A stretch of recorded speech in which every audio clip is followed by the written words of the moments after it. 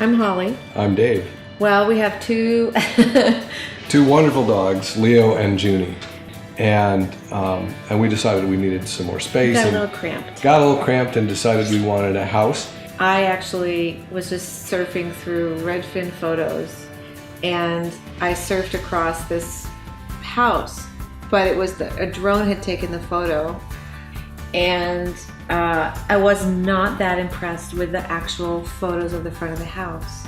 For some reason, my eyes just caught this descriptive paragraph wording where they said, I think it was like modern farmhouse.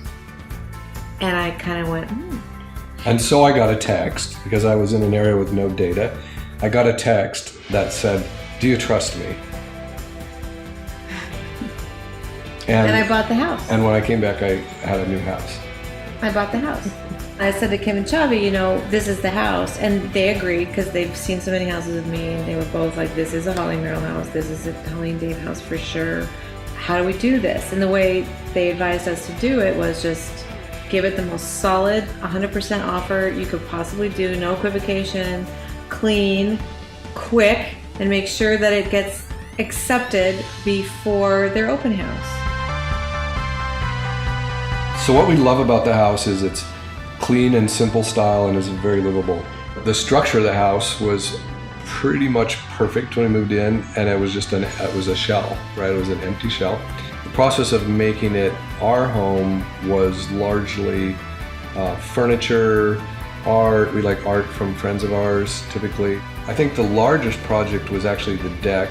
We had pretty large expanses of just deck with nothing on it. And so we spent a fair amount of time thinking about where do you want to cook, where do you want to sit, what plants do you want, what views do you want to keep and not block, cozy conversational places, and where are we going to sauna. So we put in a sauna.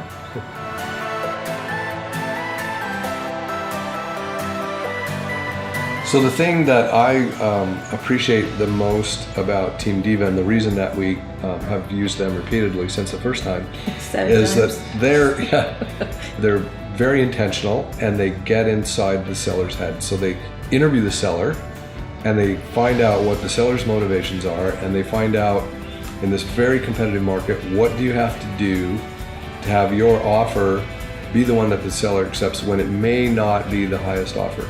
Recommendations for people that are on the journey of being a buyer?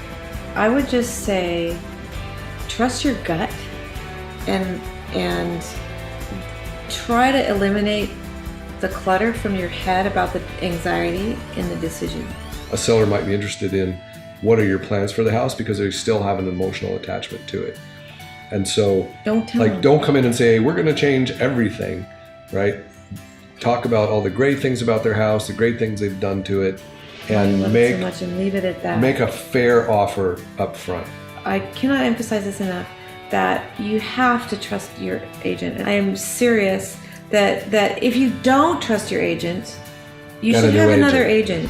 You really should listen to your agent. And one of the things that I think works so well for us with Kim and Chavi, the divas, and all of the divas, was that I intuitively trusted them and knew they were solid. And I think I'm going to add one other thing about working with the divas is they're fun. Have a little bit of fun. I mean, you're buying a house. It's a very serious, very scary, for a lot of people, hugest decision of your life. Hugest financial thing ever. Doesn't mean it has to be a dreadful process. Like, you can have some fun with it.